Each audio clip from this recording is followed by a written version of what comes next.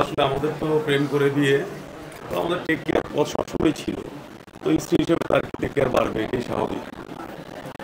আপু, ভাইয়া আপনাকে কতটুকু টেক কেয়ার করছে? মানে আগে তো ছিল প্রেমিক, এখন স্বামী। ও আমাকে সর্বোচ্চটাই সাপোর্ট দেয়, কেয়ার করে।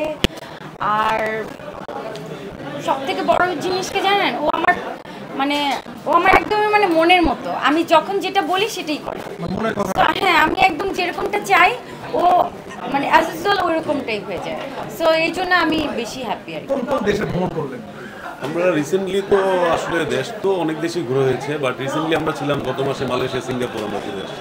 আপু, কোন দেশ আপনার কাছে খুব ভালো লাগছে? আমার কাছে মালয়েশিয়াটা ভালো লাগছে। কি কি? বাংলাদেশে সিঙ্গাপুরটা সুন্দর, মালয়েশিয়া সিঙ্গাপুর দুটোই সুন্দর। মালয়েশিয়ার ফুড মজা, তারপর হচ্ছে মালয়েশিয়ার আমরা লঙ্কাভিতে গিয়েছিলাম, আসলে ওটা কি খুব সুন্দর। আমাদের দেশ তো নিজের দেশ বাদে আপনি বাকি যে দেশই বলেন সব দেশই সুন্দর। এক একটা দেশের ট্রেডিশনাল এক এক রকম, কালচার এক এক রকম। নিজের তো দেশে ওই সুন্দর। এক্সেপশনালি বলা যায় না যে এই দেশ ভালো লাগে। প্রতিটা দেশই সুন্দর, আপনি যদি নিজে রিয়েলাইজ করেন ওইটা মানতে হবে, মানলে আপনার কাছে সব দেশই ভালো লাগে। নেক্সট কোন দেশ টার্গেট দুজনে? আসলে কি আমাদের একটু সামনে ট্রাভেলের একটু ভালো প্ল্যানিং আছে, এখন দেখি আমরা গেলে তো আপনারা আমরা দেখবেন। আমরা নেক্সট মান্থে আমরা যাচ্ছি নেপালে। তারপর নেপাল থেকে এসে আমরা যাব গিয়ে মালদ্বীপ, শ্রীলঙ্কা। তারপর রিসেন্ট আমরা কানাডায় যাচ্ছি। তো আমাদের অনেক দেশ ভ্রমণের এখনো প্ল্যান আছে। আপনি অনেক সাহসী নায়িকা যে মানে ডিক্লার দিয়ে বিয়ে করেছেন, একটু বলবেন। আসলে বিয়ে তো গোপন করার জিনিস না। আসলে আমার কাছে মনে হয় যে আমাকে ভালোবাসে, যে আমাকে শ্রদ্ধা করে, সে আমার বিয়েতে বরঞ্চ খুশি হবে।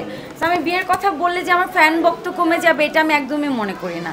আর যার ভক্ত লেভেল নাই তার তো এমনিই থাকবে না, বরঞ্চ বিয়ের পরে আমাদের পজিটিভিটি আরও বেড়েছে।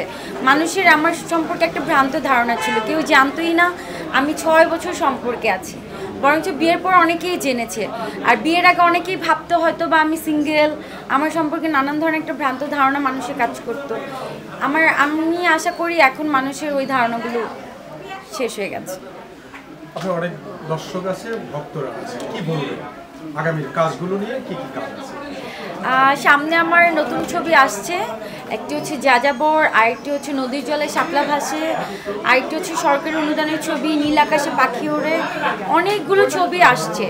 সো দেশের সার্বিক পরিস্থিতির জন্য এখন কাজ মোটামুটি একটু লো, কারণ হচ্ছে আমরা ছবি রিলিজ দিলে এখন কি বল প্রডিউসার টাকা পাবে না, কারণ হলের অবস্থা খারাপ। সো আপনি একটু ধৈর্য ধরেন, আমার অনেক ছবি আসছে, ইনশাল্লাহ ভালো কিছু হবে। শুভকামনা। থ্যাংক ইউ আপনাদের।